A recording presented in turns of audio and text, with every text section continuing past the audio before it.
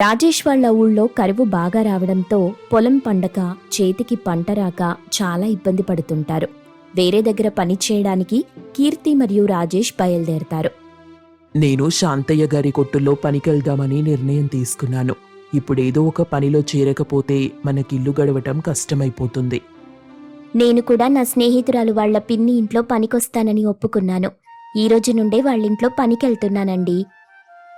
ఏంటి, పాచి పనులు చేస్తావా? నీకెప్పుడూ అలవాటు లేదు కదా. నువ్వెళ్ళి ఇంటి పని చెయ్యగలవా? మనింట్లో పని చేసుకుని పిల్లల్ని చూసుకొని మళ్ళీ అక్కడికెళ్ళి చెయ్యాలంటే కష్టంగా ఉంటుంది కదా. అవునమ్మా కీర్తి, నువ్వెందుకు బయటికి వెళ్ళి కష్టపడటం? నీకసలే అలవాటు లేదు. పైగా మీ ఇంట్లో అల్లారు ముద్దుగా పెరిగిన దానివి. అబ్బా, కోడల మీద ఎంత ప్రేమ చూపిస్తున్నావే. ఏ రోజైనా ఇంట్లో పని చేస్తున్నప్పుడు అన్నావా, ఎందుకు నువ్వు ఒక్కదానివే కష్టపడుతున్నావు, నేను కూడా వచ్చి సాయం చేస్తాను అని? అలా ఏమైనా అన్నావా? ఈరోజు కోడలు బయటికి వెళ్ళి కష్టపడుతుందని తెలియగానే కొడుకు ముందు తెగ నటిస్తున్నావు. అవునండి, నేను పని చెయ్యకుండానే మీరిన్నాళ్ళు బతికేశారు. మీ కొడుక్కి ఇంత పెద్దయిపోయి వివాహం కూడా జరిగిపోయింది. నేనే పని చెయ్యకుండానే అన్నీ అలా జరిగిపోతున్నాయి, అంతే కదా? అబ్బా ఆపండి నాన్న. మేమిక్కడ పొలం పండక బయటికి వెళ్ళి కష్టపడాల్సి వస్తుందని అనుకుంటూ ఉంటే మీరేమో ఈ సమయంలో గొడవ పడుతున్నారు. ఏంటి నాన్న ఇది? వదిలేయండి. వాళ్ల మధ్యన ఉన్న ఈ సరదా మాటల వల్లే మనకే కష్టం వచ్చినా అది కష్టంగా అనిపించటం లేదు. చాలా సరదాగా సంతోషంగా అన్నీ భరిస్తూ వెళ్తున్నాం అనుకుంటూ ఎవరి పనిలోకి వాళ్ళు వెళ్ళిపోతారు. అలా ఒక 10 రోజులు గడిచాక రాజేష్ వెళ్ళి డబ్బులు అడుగుతాడు. కానీ శాంతయ్య, ఏంటి రాజేష్, డబ్బులు అడుగుతున్నావు? నువ్వు నాకు సాయం చేస్తావని పిలిచాను, అంతేగాని డబ్బులు అడిగితే నా వల్ల కాదు. డబ్బులు గట్రా అయితే నేనేమివ్వలేను. అదేంటి శాంతయ్య, ఇన్ని రోజులు నీ కొట్లో పనిచేశాను కదా, దానికి డబ్బివ్వనంటే ఎలా చెప్పు? ఎవరైనా ఊరికే పనిచేస్తారా? నువ్వింత మోసం చేస్తావనుకోలేదు. ఒకవేళ నేను నెల రోజులు పనిచేసి నిన్ను డబ్బడగకపోతే నువ్విలాగే అంటావు కదా. నేనడిగితే సాయం అంటున్నావు, నేనడక్కపోతే ఫ్రీగా పని చేయించుకుంటావు. నువ్వు చాలా తెలివైన వాడివి శాంతయ్య. పాపం రాజేష్ ఇంట్లో ఏం చెప్పాలో తెలియక దిగులుగా ఇంటికొస్తాడు. ఇంతలో కీర్తి కూడా ఇంటికి చేరుకుంది. ఏంటండి అలా ఉన్నారు? శాంతయ్య ఏమైనా అన్నాడా ఏంటి? లేదంటే కొట్లో పనంతా మీ ఒక్కడి చేతే చేయిస్తున్నాడా? అయినా మీరెంత పనైనా చాలా ఫ్రీగానే ఉంటారు కదా, ఈరోజేంటి ఇంత దిగులుగా ఉన్నారు?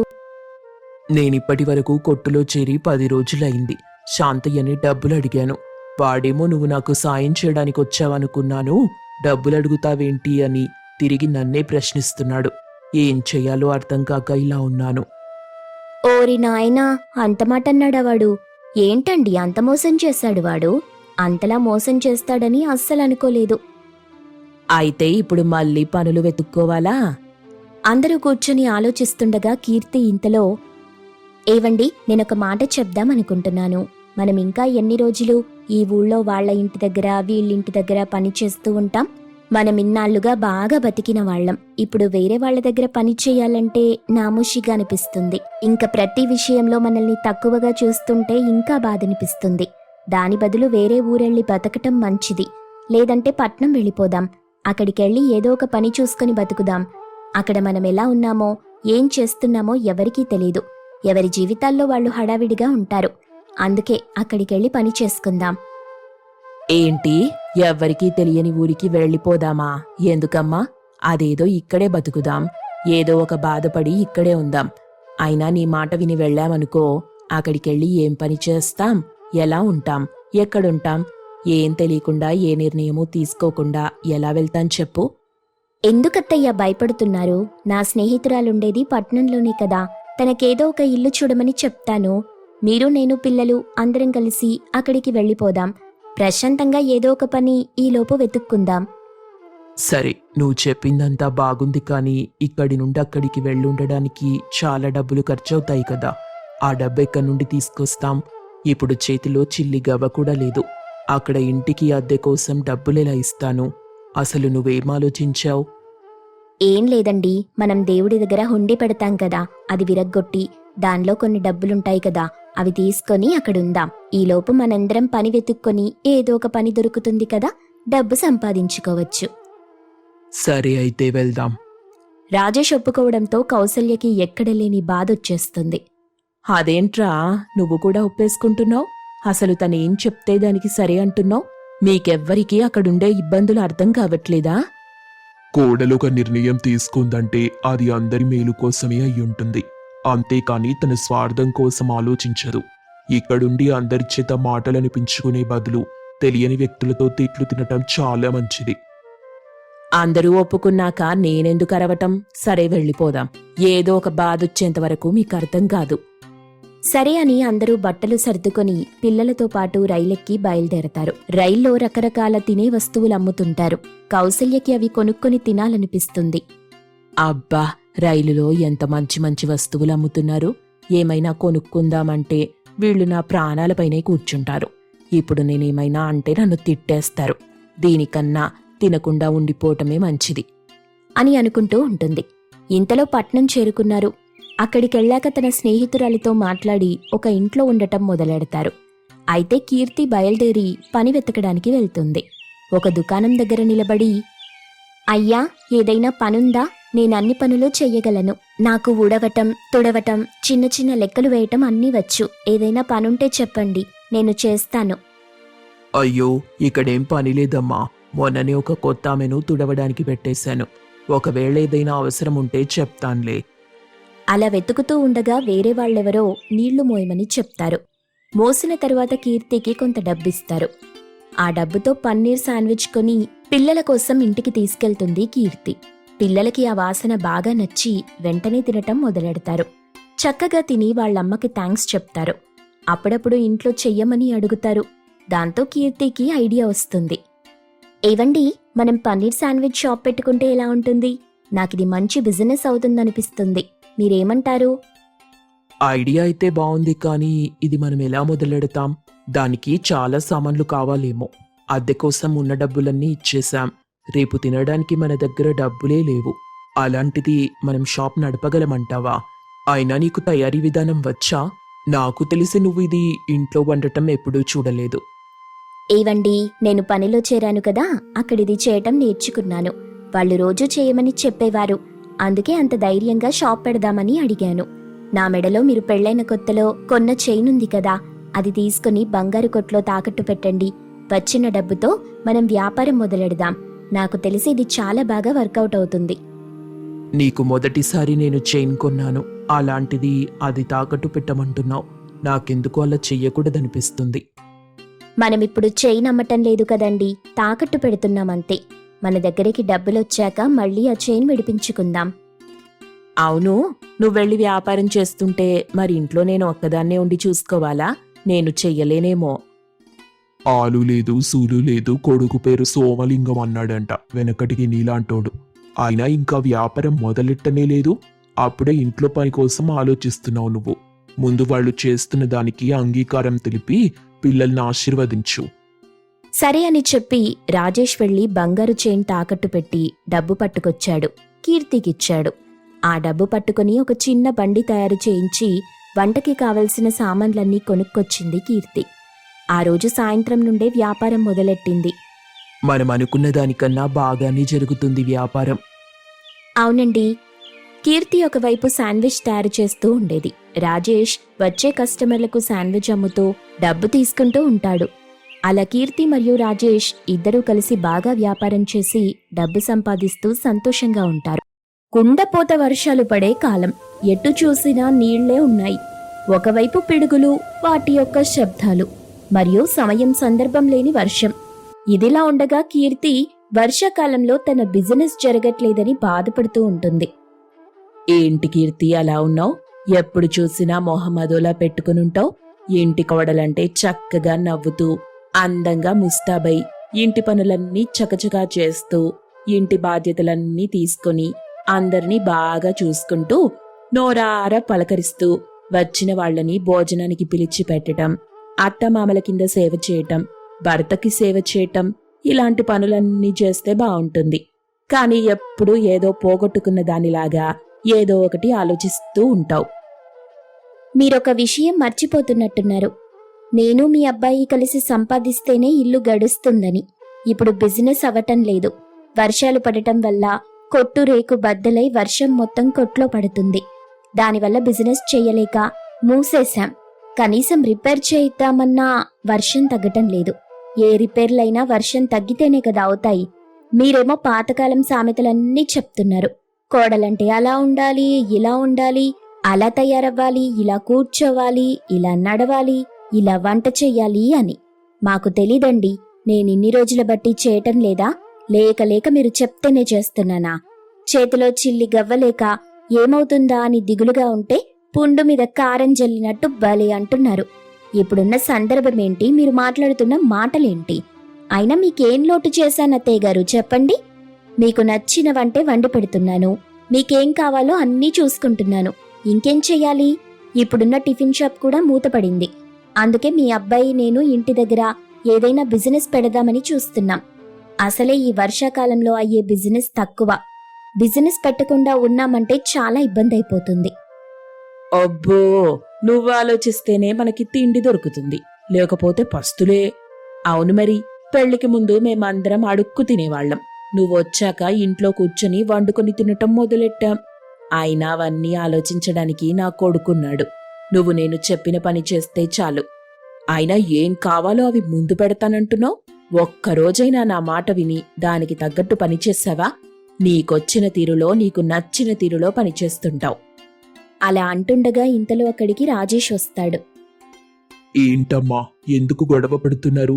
అయినా ఇంత వర్షంలో వీలైతే ఏదైనా మంచి వంట చేసి పెట్టాలి గాని ఇద్దరు దెబ్బలాడుకుంటే ఏమొస్తుంది చెప్పండి? ఇంతకీ కీర్తి, ఇప్పుడు షాప్కి మరమ్మతు చేయిద్దామా లేదా? లేదంటే ఇంటి దగ్గరే టిఫిన్ కొట్టు పెట్టేద్దాం. ఏవండి, ఇప్పుడు షాప్ రిపేర్ చేయిద్దామంటే అవదండి. ఎందుకంటే వర్షాలు కురుస్తున్నాయి. అందుకే దానికన్నా ముఖ్యమైన పనేంటంటే మన షాప్ పైన ఉన్న చెట్టుకి కొమ్మలు 2-3 తీయాలి. ఎందుకంటే వర్షం పడిన ప్రతిసారి ఆ కొమ్మలు విరిగి షాప్ మీద పడటం, మన షాప్ చాలా రోజులు మూతపడిపోవడం ఇదే జరుగుతుంది. కొన్ని రోజులు వర్షాలు తగ్గేంత వరకు ఇంటి దగ్గరే టిఫిన్ వ్యాపారం పెడదాం. మన చుట్టుపక్కల ఒక్క దుకాణం కూడా లేదు కదా. బహుశా ఇంటి దగ్గర పెడితే కొంత అమ్మినా మన చేతిలో పెట్టుబడికైనా డబ్బులొస్తాయి కదా. ఇప్పుడు ఇంటి దగ్గర షాప్ పెడితే ఎన్ని పనులుంటాయో అన్ని పనులు నా మీద వేసేస్తుంది. నేను అన్ని పనులు చెయ్యలేను. దీనికి ఇంట్లో పనులంటే అస్సలు ఒంగదు. సగం పనులు చేసి ఇక్కడి నుండి వెళ్ళిపోతుంది. నాకైతే ఇల్లు చక్కగా ఉండాలి. అందుకే ఇది వదిలేసిన పని నేను చేస్తున్నాను. అవునత్తయ్య గారు, నేను నిద్రలేచి షాప్కి వెళ్ళిపోతాను. ఇంట్లో పనులన్నీ మీరే చేస్తున్నారు. నిజం చెప్పండి, మధ్యాహ్నం వేడివేడిగా అన్నం వండుకోవడం తప్ప ఇంకో పని చేస్తున్నారా మీరు? తిన్న ప్లేటు ఎక్కడ ఎండిపోతుందోనని దాన్ని కడిగి సెల్ఫ్లో పెడతారు. దానికి మించి ఇంకో పని చేసినా నాతో చెప్పండి. రాజేష్ కోపంతో కసురుకుంటూ, అమ్మా కీర్తి, మీరిద్దరూ ఆపండి. మన జీవితంలో ముందుకు వెళ్ళాలి, అదాలోచించాలి గాని ఎప్పుడో జరిగిపోయిన పనుల కోసం, జరిగిపోయిన చట్నీ కోసం ఏంటమ్మా మీ గొడవ? రేపటి నుండి ఇంటి దగ్గరే షాప్ పెడతానని నిర్ణయం తీసుకున్నాను. అది అమలు చేస్తాను కూడా. కీర్తి, రేపు షాప్ తీయడానికి అన్ని ఏర్పాట్లు చెయ్యి అని చెప్పడంతో కీర్తి టిఫిన్ షాప్ ఓపెన్ చేయడానికి అన్ని ఏర్పాట్లు చేస్తుంది. మరుసటి రోజు వర్షం పడుతున్నా కూడా బయట ఒక బోర్డు పెట్టి టిఫిన్ అమ్మటం ప్రారంభిస్తారు. ఏంటి, షాప్ తెరిచి గంట అవుతున్నా ఒక్కరు కూడా టిఫిన్ కొనడానికి రావట్లేదు? పైగా ఈ వర్షం ఒకటి. కీర్తి, నువ్వు ఒక పని చెయ్యి. చుట్టుపక్కల అందరింటికి వెళ్ళి టిఫిన్ అమ్ముతున్నామన్న విషయం చెప్పు. అప్పుడు ఒక్కొక్కరు వచ్చి కొంటారేమో. సరేనండి, ఇప్పుడే వెళ్ళి అందరికీ విషయం చెప్తాను. కీర్తి వెళ్లి చెప్పడంతో ఒకరో ఇద్దరో కొనడానికి వస్తారు. కానీ వాళ్ళనుకున్నట్టు బేరం జరగలేదు. ఇంటికి వెళ్ళి చెప్పినా కూడా ఎవరూ రావటం లేదు. నువ్వు వెళ్ళి అడిగావు కదా, వాళ్ళందరూ ఏమన్నారు? వర్షాలు ఎక్కువ పడుతున్నాయని చెప్పి పిల్లలకి సెలవులిచ్చేశారు. వంట చేయాలన్నా హడావిడేం లేదు. ఇంట్లోనే టిఫిన్ చేసుకున్నామని చెప్పారండి. ఇదే మన షాప్ దగ్గర అయితే ఎంత వర్షం పడినా కూడా ఎంతో కొంత బేరమవుతుంది. అది రోడ్డు మీద షాప్ కదా. అసలు ఒక్కరోజు కూడా మనకి పెట్టిన పెట్టుబడి రాలేదన్న మాటే లేదు. మొన్న మన షాప్లో పనిచేసే రాము వచ్చాడు. అన్న, షాప్ ఎప్పుడు తీస్తారు? ఇంట్లో చాలా ఇబ్బందిగా ఉందని అంటున్నాడు. నేనేమో అతనికి ఏం చెప్పాలో తెలియక ఇంకొన్ని రోజుల్లో షాప్ తీస్తానని చెప్పాను. ఈ వర్షాలు ఎప్పుడు ఆగుతాయి? మనం షాప్ మరమ్మతు ఎప్పుడు చేస్తాము? మళ్ళీ బిజినెస్ ఎప్పుడు స్టార్ట్ అవుతుందో? అవునండి, రాము చాలా మంచి కుర్రాడు. మనకు అన్ని పనుల్లో సాయం చేస్తాడు. పైగా వాళ్ళది పేద కుటుంబం కదా, మీరు డబ్బిస్తే ఇంటికెళ్ళి ఖర్చులు మొత్తం చూసుకుంటాడు. ఇప్పుడు వాడి చేతిలో డబ్బు లేకుండా పోవడంతో పాపం ఇబ్బంది పడుతున్నట్టున్నాడు. అందుకే మిమ్మల్ని అడుగుతున్నాడు. అలా వాళ్ళిద్దరూ మాట్లాడుకుంటూ ఉంటారు. ఈలోపు 11 అవడంతో టిఫిన్ ఇంకా ఎవరూ కొనరని నిర్ణయం తీసుకొని లోపలికెళ్ళిపోతారు. బేరం అవ్వలేదని బాధపడకండి. అలా కొద్ది రోజులు అలవాటైతే మళ్ళీ వచ్చి కొనటం మొదలెడతారు. మనం షాప్ పెడుతున్నట్టు వాళ్ళకి కూడా తెలీదు కదా. కీర్తి అలా ధైర్యం చెప్తూ ఉంటుంది. ఇంట్లో వాళ్ళంతా భోజనం చేసి కొద్దిసేపు విశ్రాంతి తీసుకుంటారు. సాయంత్రం అవడంతో సుజాత కీర్తి వాళ్ళింటికొస్తుంది. అమ్మా కీర్తి, ఏమైనా బజ్జీలు గాని పకోడీలు గాని వేశారా? మా ఆయనకి తినాలనుందంట. మీరు టిఫిన్ ఒక్కటే పెట్టారా, లేదంటే సాయంత్రం స్నాక్స్ కూడా పెట్టారా? చాట్, పానీపూరి అలాంటివి?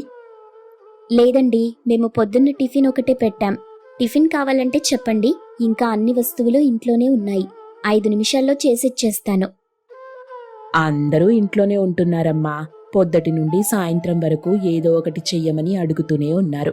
చేసి అలసిపోయాను. సాయంత్రం నువ్వేమైనా అమ్ముతున్నావేమో తెలుసుకొని నీ దగ్గర కొనడానికొచ్చాను. బయటికి పట్టుకుని వెళ్దామనుకున్నాను. ఈ వర్షం ఒకటి తగ్గటం లేదు. ఈ వర్షంలో వాళ్ళకి వేడివేడిగా ఏమైనా కావాలంట. టిఫిన్కి బదులుగా 10 నిమిషాల్లో ఏదైనా చేసేస్తానంటే నేను ఎదురు చూస్తాను. అయితే మీరొక 5 నిమిషాలుండండి, నేను అరటికాయ బజ్జీలు వేసి మీకు తెచ్చిస్తాను. కీర్తి బజ్జీలు చేసివ్వడంతో గబగబా సుజాత ఇంటికి పట్టుకెళ్ళింది. చుట్టుపక్కల వాళ్ళు ఈ విషయం తెలుసుకొని కీర్తి దగ్గరికొచ్చారు. తను బజ్జీలమ్మటం మొదలెడుతుంది.